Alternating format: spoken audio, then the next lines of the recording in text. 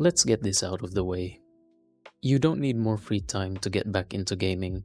What you need is a system that works in 15-minute chunks, in those quiet slivers between work, family, and everything else. You probably bought the Steam Deck for this very reason. You pictured yourself sinking into epic adventures on your lunch break or finishing one last quest before bed. But if you're here, then that means the Steam Deck is probably gathering dust on a nightstand somewhere. It's become just another piece of tech, and the guilt of not using it is starting to outweigh the joy you thought it would bring. This isn't just another video about emulators or complicated performance tweaks. This is a survival guide. These are 5 shifts in how you approach the Steam Deck that will transform it from a source of stress into a seamless, relaxing part of your chaotic adult life. This is how we make gaming a habit again. The first thing we're going to talk about is the Steam Deck's sleep and resume function. I think the single most important feature on the Steam Deck isn't really its power, but it's the sleep and resume function. For years, PC gaming was a ritual, a 10-minute commitment just to boot up and load in. For a busy adult, that's just a huge barrier. But the Steam Deck demolishes that barrier. Think of it less like a PC and more like a book. When you have a spare moment, you press the power button and you are instantly back in your game right where you left off. When an interruption inevitably hits, you don't panic looking for a save point, you just press the power button again. The device goes to sleep, holding your game in stasis, ready for the next time you have a moment. Your new mantra should be, default to sleep, don't quit. Now, this works best for single-player games. Titles that are always online can sometimes get grumpy and require a restart. But for most of your library, just put the Steam Deck to sleep. By embracing this, you decouple gaming from needing a big block of time. A 150-hour RPG becomes a series of 15-minute sessions spread over a few months. Tip number 2 is the now playing list. So you can play anywhere, but what do you play? Opening your massive Steam library is a fast track to decision fatigue. You spend more time choosing a game than playing one. The solution is to perform some library triage. Go into your Steam library and create a new dynamic collection. Call it Now Playing or Focus.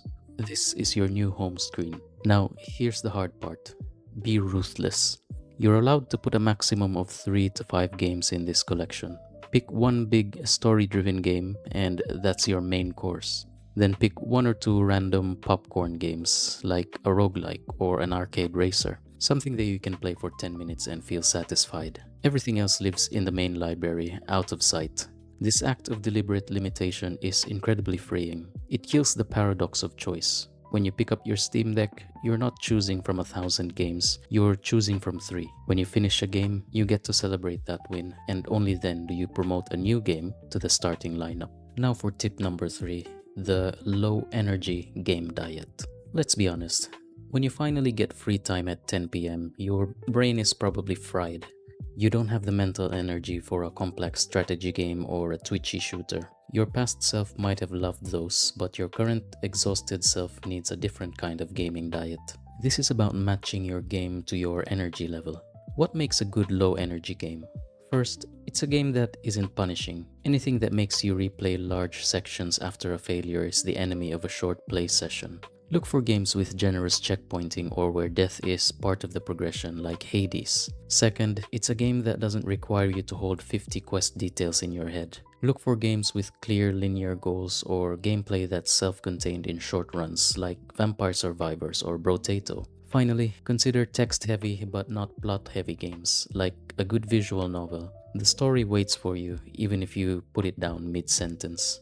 Tip number 4. Revisit nostalgic classics. Sometimes the pressure of starting a massive, brand new game is just too much. In those moments, the best new game to play is actually an old one. This is where you tap into the power of nostalgia. Replaying a favorite game from your past is the ultimate low-energy move. Think about it. You already know the controls, the world, and the story. There's zero mental friction involved. It's pure comfort food gaming, tapping directly into positive memories, which is a powerful way to relax after a stressful day. You aren't learning a new system, you're just enjoying a world you already love. Plus, the classics from 8, 6, or 32-bit eras are a perfect match for the Steam Deck. They often run for hours and hours on a single charge, and their level-based design is perfect for quick, satisfying sessions. Dig up that old RPG or platformer you once loved. You'll be surprised how well it fits into your modern, busy life.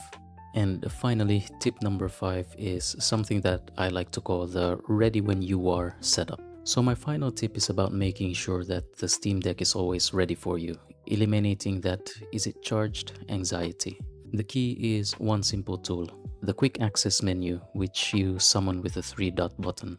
Get familiar with the performance tab. For most indie games and older AAA games, you don't need the Steam Deck running at full blast.